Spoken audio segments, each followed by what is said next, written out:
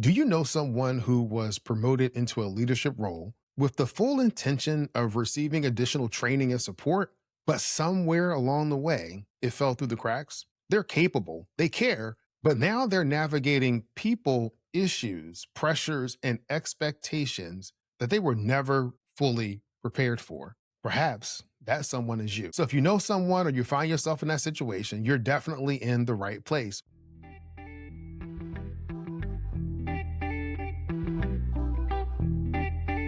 Success isn't just about what you achieve. It's about living a life that reflects your values and priorities.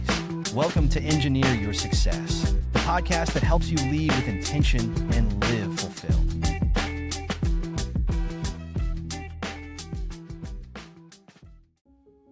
Leadership comes with high expectations, too many responsibilities, too little time, and the constant pressure to keep up.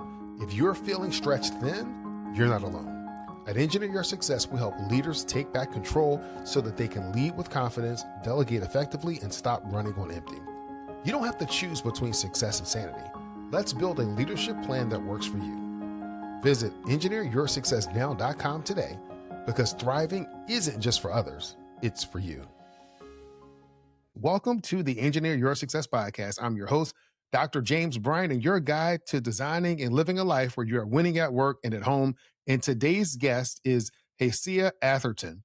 Hacia works with leaders in organizations around workplace culture, leadership, and psychological well-being, especially in environments where performance pressure is high and expectations are rising. Her background spans accounting, consulting, and positive psychology, and much of her work focuses on helping leaders navigate the human side of leadership. Hacia, welcome to the show. So excited for this conversation. For someone meeting you for the first time, how would you describe yourself in the work that you do? Well, you touched base on it in the introduction. So very much working with organizations to put the human back into organizations. So many businesses focus on the financial success and what that looks like. And I work with leaders and businesses to understand what psychological success looks like in their organizations and how that actually translates into financial success. Okay. And so with your financial background, how are you pairing your financial background and the positive psychology and organizational leadership? Very much helping leaders go deeper behind the numbers. So the numbers have a story to them, and really helping the leaders understand that link to the psychological story. So when we're looking, for example, if you're an organization that has timesheets and there's a lot of overtime being done, whether that's paid or unpaid overtime, understanding where is that coming from? Is that because the team is psychologically distressed, so their productivity is dropping? Is there conflict, so the team is spending more time managing each other than actually managing the project? Is the team under-resourced, so everyone's doing a lot of invisible labor that is making their days longer, and all of those kind of different things? So I really take those top line numbers and I dive vertical and understand what's the psychological story behind the numbers. Okay. So the psychological story behind the numbers. So when you think about your typical client or a leader that's reaching out to you, what's usually happening within their organization at that moment that leads them to reach out? Very much, again, they're like, we've got all of these KPIs, we've got this strategy, and quarter on quarter, we're just not hitting the numbers or the metrics that has been put there. I feel like I'm spending more time dealing with people's emails or escalating that this boundary has been crossed, or I'm not comfortable with this, or the fact that you're getting negative feedback from your clients as well. And so the numbers are in a tailspin. You're losing clients or talent's walking out the door. That often happens with me. With every 6 months, I seem to be hiring for this role. Like, what's wrong with this role? And so those kind of moments of distress, and I call it when the business has kind of gone into being pirates. So they're kind of just shooting from the hip, sailing left and right. They've got a direction that they're sailing in, but they're kind of in a very state. And then I work with them to start getting control again. So leaders are responding to situations, not reacting to situations, and help them kind of become the Navy. So, how do we put a little bit more structure into all of this? Little simple things as well. I work with leaders. If people are coming to you with problems all the time and you've become the dumping ground for problems, set a firm boundary with your team. More than happy to hear problems, but come to me with the framework of a clearly defined single problem, 3 potential solutions you see from that problem, and which one you think is the best. And we'll have a solution orientated conversation around this problem instead of a kind of just problem dumping, getting it off my chest, whinging conversation about the problem. So you help them transition from pirates Yeah. to the Navy. Yeah. So I love that. And you also mentioned just the state that they're in, uh, dealing with retention issues, dealing with people that are coming to them with problems and not solutions. There's a phrase, and I'm sure you've heard of, well, I'm sure you've heard of this before, which is that people don't leave companies, they leave managers. And so I would love to get your take on that. And what do you think people mean when they say that, or what comes to mind when you hear that? So, putting it very black and white, a company is just a legal structure and something that's been put on a piece of paper.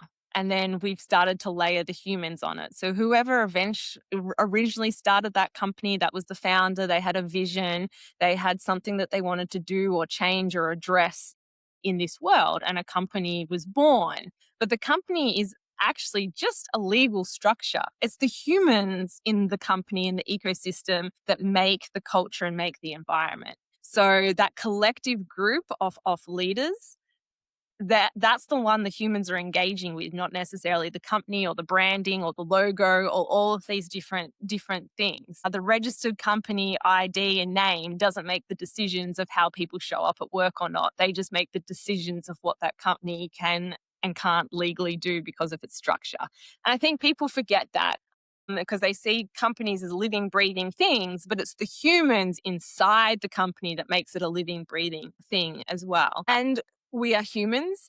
We are all very unique and different. We all operate from our own values, our own fears, our own lived experiences. So if you aren't proactively putting in a strategy of how your humans coexist in that organization, you lead to chaos. Or if you want to evolve that company, bring some more diversity into the team or into the organization, again, this has to be done with thoughtful strategy because you're shifting from a current state to a new state, and that needs to be done in a very intentional process. Yeah, I often like to say that I'm going to let people in on a little secret, and Mhm. that is engineers are people too. Engineers deal with the same types of issues and problems that everyone else. And so I liken that kind of to what you're saying. Yeah, you have the corporation, you have the structure, but it lives and breathes through the people that are in it. And gets to Peter Drucker's quote that culture eats strategy for lunch, because the culture, what you live and you breathe and what you do,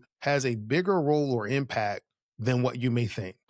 Very much so. Culture is not just an organization. If you think about it from a personal point of view, your culture at home, that impacts how you're feeling at life. If you've got a lot of tension at home, whether that's because of teenage kids creating tension in your home, or if you've got high tension culture at home, that affects how you feel day to day.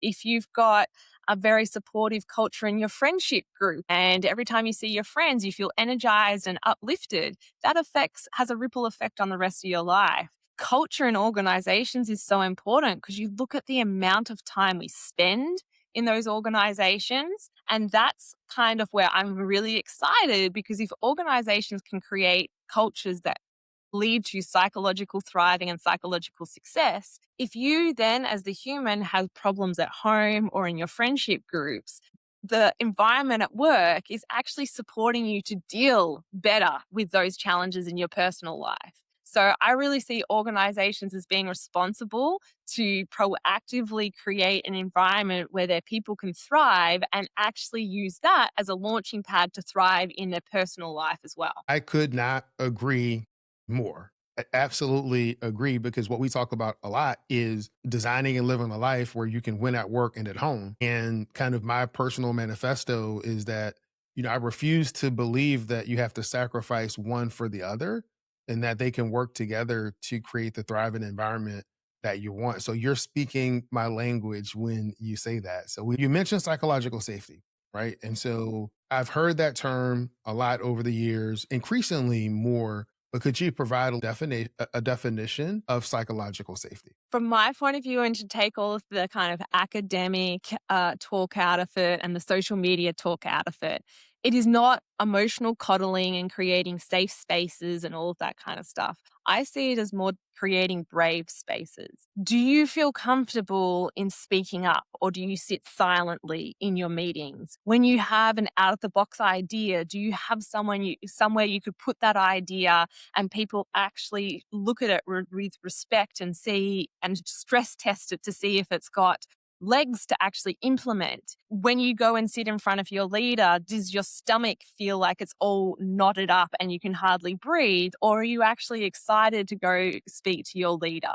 So what is your actual nervous system doing inside your organization? And if you're feeling a sense of calm, a sense of expansion, and a sense of excitement, a sense of freedom to be who you are, then you're in a very psychologically safe workspace. If you feel you have to shut down, be quiet, shrink yourself, go to the bathroom to prepare yourself to walk into a meeting, you're in a very unpsychologically safe workplace. How do you help organizations transform their unsafe workspaces to brave workspaces? So this starts with the senior leaders having to do a lot of looking in the mirror work. So first of all, those leaders have to have the courage to get really uncomfortable, ask some very kind of big heavy hitting questions to themselves of what am I seeing in my team as a result of my behavior? So how am I showing up and how is my team reacting to me? And that's a really uncomfortable question to ask, to really take accountability and ownership of like, okay, yeah, my emails are a little short, or I have been shutting down people's innovative ideas because we're so overloaded, I didn't have space for it. Not necessarily all bad leadership comes from malice. Often it comes from stress or burnout or a lack of skills of how to deal with a certain situation. You might be a leader that doesn't like conflict. So actually, when you see conflict in your team, you recall and you're just like, I'll just let them work it out themselves and not get involved. But then your team feels abandoned by you. So that's that real self-reflection question. Am I comfortable in mediating conflict within my team, or do I just let my team have conflict and I actually step away? And then if you are that leader that steps away, then once we've identified that, I really work with those leaders to give them the tools of how, one, they can prepare themselves to be ready to handle the conflict. So they're in a psychologically successful mindset when they enter that conversation. And then frameworks of how to handle that conversation through a positive psychology lens to mediate the conflict between the team. Okay, I love that. And I would love for you to walk us through an example based on your client interaction, some type of example walking us through how that would actually play out. Yeah. So once we've identified that the leader needs some conflict kind of support, Let's fictionalize it. let's Who's the fictionalize it. leader? Is it Sarah? Is Okay, it we'll go with Bruce? Is it Sarah. So there we Sarah? go. So Sarah, Okay. I'm in a meeting with Sarah. She identified that she steps away from conflict because it makes her uncomfortable. So the first step is unpacking that. What about conflict is making you uncomfortable? And she comes from divorced parents, so it's very triggering for her. So that's the first step of going, okay, what is some kind of anchor we can give you to anchor in? You're at work. This is a professional environment, and little scared 7-year-old Sarah that's watching her parents get divorced isn't here right now. It's adult Sarah. So what is something tangible, whether that's a pen, whether that is your briefcase, whether it's something, your mouse pad, anything that reminds you that you're at work. So anchor yourself to that, hold that, bring it into the meeting, whatever you need to do to shift out of that 7-year-old, my parents getting divorced Sarah, into I'm a leader and I can handle this Sarah. And then I'll help her do that practice. She'll anchor into that mindset. And then we go into the meeting with with Jack and Jill that are fighting.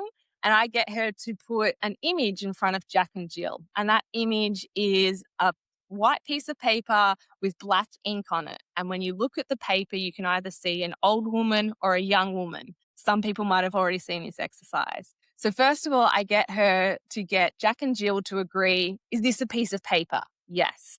Is there black ink on this paper? Yes. What can you see, Jack? He might say a young woman. What do you see, Jill? I see an old woman. Do we agree that this is one source of truth? White piece of paper, black ink? Yes. Do we agree that Jack can see something different to Jill? Yes. So we've got them in a very yes cycle, but already understanding their perception of the piece of paper is slightly different. So that opens the mind to go, okay, there's two ways of looking at this piece of paper.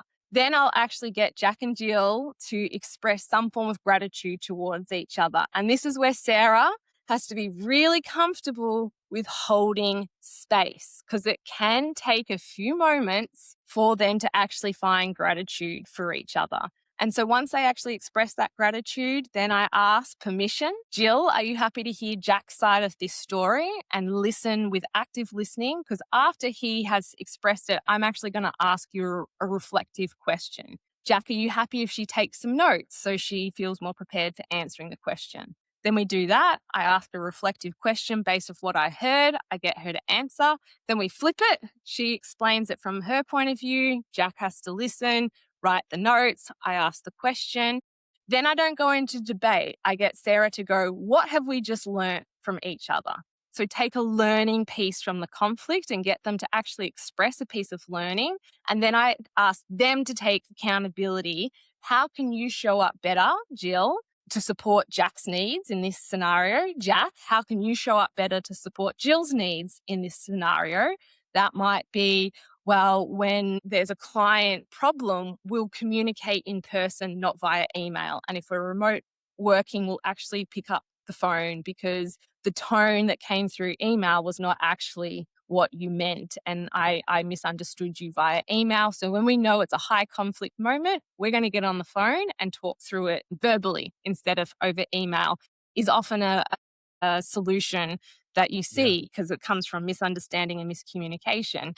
And then I'll get Sarah to close it out again with a gratitude thing. What are we grateful about this conversation and how are we going to exit this conversation anchored in a sense of gratitude of how we've just supported each other to grow. Yeah. And so part of that is really teaching Sarah to get comfortable with what may trigger her moving away from conflict, and then equipping her with tools and frameworks to be able to better manage that conflict or bring some kind of a conflict resolution to that issue that they're facing. Yeah, exactly. Exactly. But the first step and the step I often see in this kind of work in leadership is they don't create space for Sarah to understand why she's feeling triggered. Why is she reacting in this certain way? What's happening for her? And validate that, yeah, maybe with your divorced parents, that was very traumatic for you. So it's understandable that you don't like conflict, but let's anchor you in your professional environment, not your personal environment. And that's a key piece that I see so many times in leadership training and everything. We miss that kind of self-reflection piece and understand the triggers that the leaders are actually operating from. Okay. All right. And so, what other things or challenges have you come across that leaders are expected to handle that they're rarely or not initially prepared for? The lack of information you often get. So, especially if you've just been promoted up into middle management, you're handed this playbook of the strategy, but so many kind of elements of the organization is kind of like a CIA report. It's blacked out. So you've got little pieces, but you don't necessarily understand what's happening at the total level of budget or resourcing, or you can see this 12 months strategy, but you can also see that that needs additional resources, but you have no idea of how those resources are going to be brought in.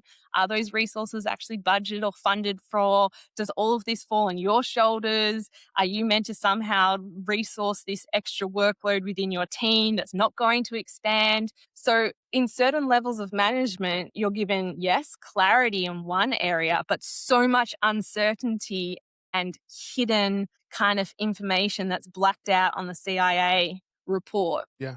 And so do you find, given that lack of information, that when it's often says that pressure doesn't necessarily cause things, but it causes things to be revealed. And so when you think about those periods of growth and change, how do those things impact the culture? So often you'll get people pulling in different directions that then can create friction and conflict because our brain will fill in those little black spots on the report. And how I feel that in and how you feel that in might be completely different. So if I'm the leader of the sales department and you're the leader of customer service, you're filling in that report where on the same level of leadership, but you filled in that report A, B, and C. I filled in that report X, Y, and Z. And all of a sudden, we're working against each other because we've got a different playbook in our head.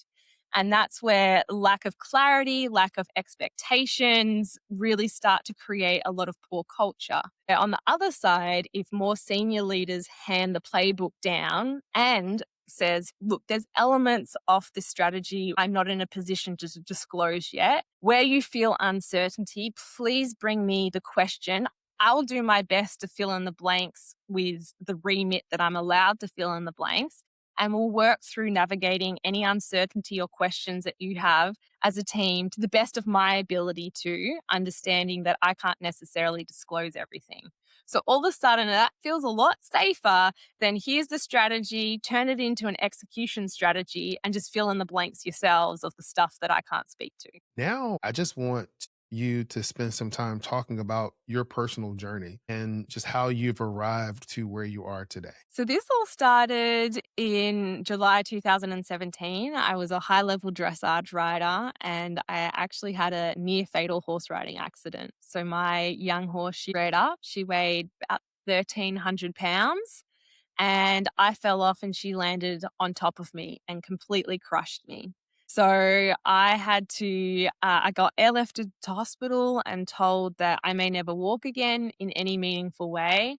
3 months completely non-weight bearing, and then we'll try and start standing me up after the 3 months. All up, it was 6 months in hospital from that first accident, and I've had over 30 procedures since putting Humpty Dumpty back together again. So as you can imagine, being in hospital, receiving all of that news, lots of depression, lots of anxiety, and lots of questions around who am I without being an elite athlete? Who am I if I can't walk? Who am I? All of these identity questions.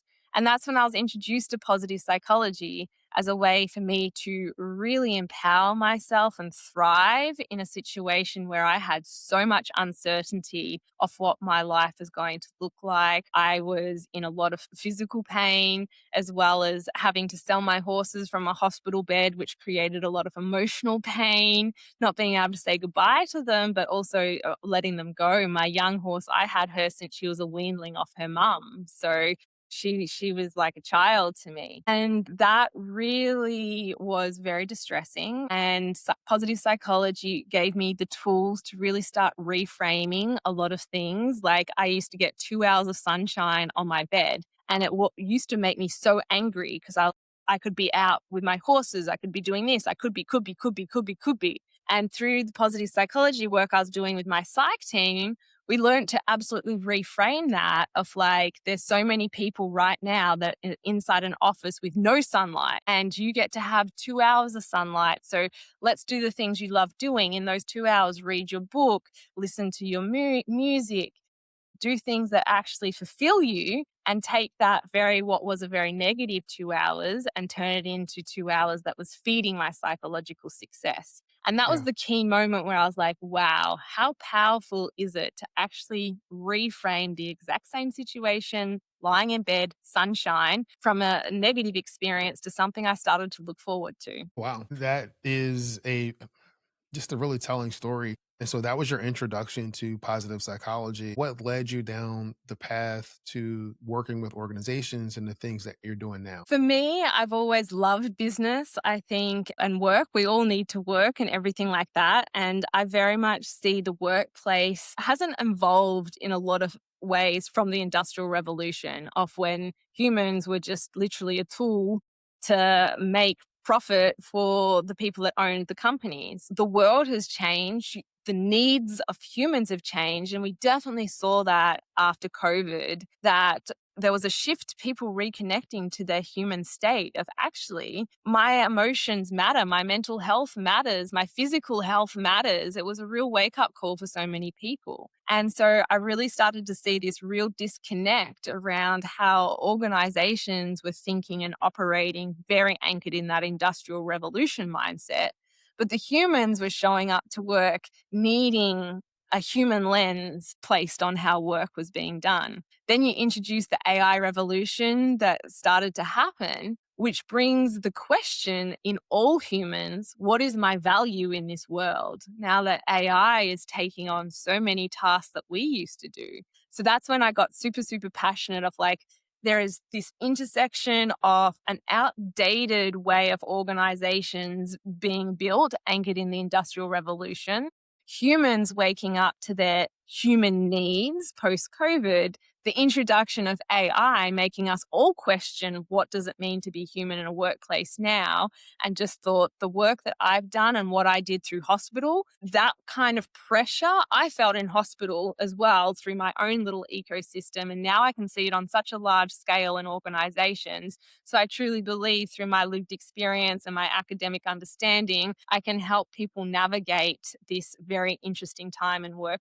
So now you have me ready to ask you the question. What does it mean to be human in this world of AI? Competitive advantage is our ability to be emotional. It's our ability to have that intuition, to have those spidey senses, to have that gut feel, to have that rushing heart rate, to have all of those nervous system biological reactions to things that happen. But we haven't been taught to understand them. What does that mean? How do we actually develop emotional mastery, acknowledge our emotions, feel our emotions, and take that energy and put it into a productive way instead of a scattered way? Going back to when we look at our emotions, often as humans, we feel like pirates. You know, it's chaotic, it's this feeling, I don't understand it, my body's doing something, where did it come from? All of that kind of stuff.